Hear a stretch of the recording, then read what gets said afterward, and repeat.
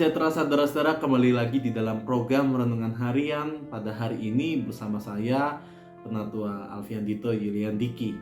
Program Renungan Harian ini diberi judul Self-Blaming atau menyalahkan diri sendiri. Saudara-saudara, seorang pemuda pernah mendatangi saya dan berkata, "Duh, betapa bodohnya aku." Saya pun bingung dan bertanya kepadanya apa yang terjadi.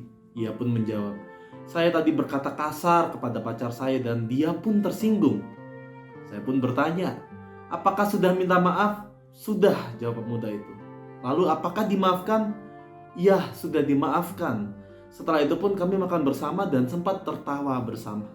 Saya tanya kemudian, "Lalu apa yang membuatmu merasa bersalah seperti ini?" Saudara-saudara, merasa bersalah ketika melakukan hal yang buruk adalah yang wajar. Justru ketika kita melakukan kesalahan, maka sudah seharusnya kita merasa bersalah dan tidak akan mengulanginya.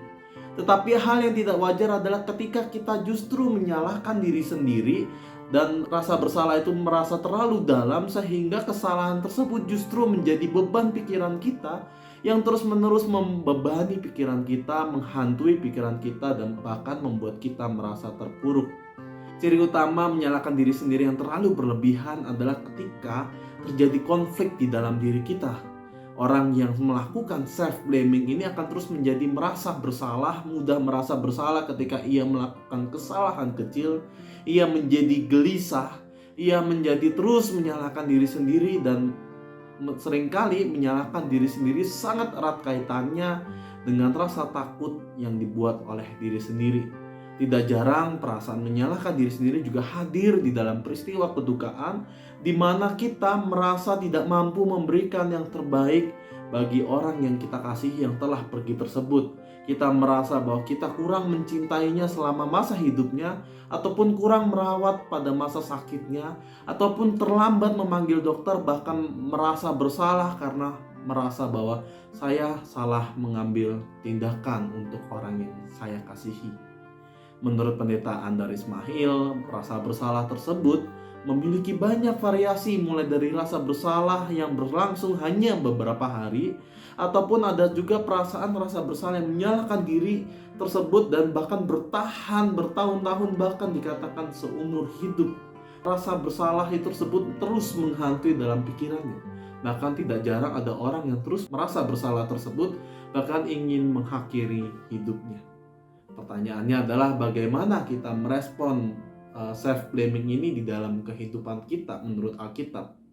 Di dalam Alkitab, kesalahan terhadap sesama, kesalahan terhadap relasi horizontal sangat erat kaitannya dengan relasi dengan Tuhan, relasi vertikal. Tetapi di dalam Matius 25 kita diperlihatkan bahwa segala kesalahan kita pada diri sendiri ataupun orang lain juga dianggap kesalahan kepada Allah. Dan Allah menegaskan bahwa Ia mengampuni segala kesalahan tersebut asalkan kita mau bertobat. Pendeta Andar Ismail juga mengajak kita untuk tidak menghukum diri kita sendiri.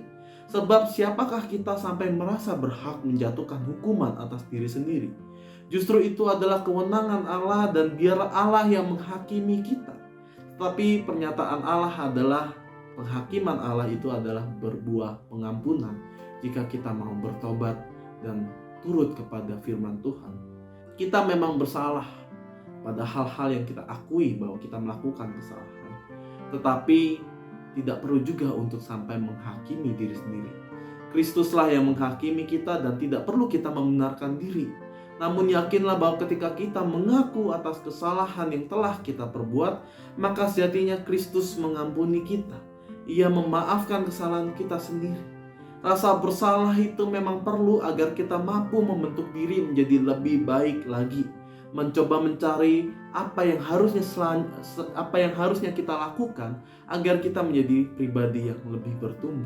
Namun hal yang berbahaya adalah ketika kita tidak mampu membentuk diri sendiri dan terjebak pada perasaan rasa bersalah tersebut, bahkan hingga menyiksa diri. Dan itulah yang tidak Tuhan kehendaki dalam kehidupan kita. Kalau Kristus telah mengampuni kita yang mengaku bersalah, mengapa kita belum memaafkan diri? Kiranya renungan harian pada hari ini memampukan kita untuk mampu mengampuni diri sendiri sama halnya kita mengampuni orang lain dan Tuhan mengampuni diri kita. Tuhan Yesus memberkati kita semua. Amin.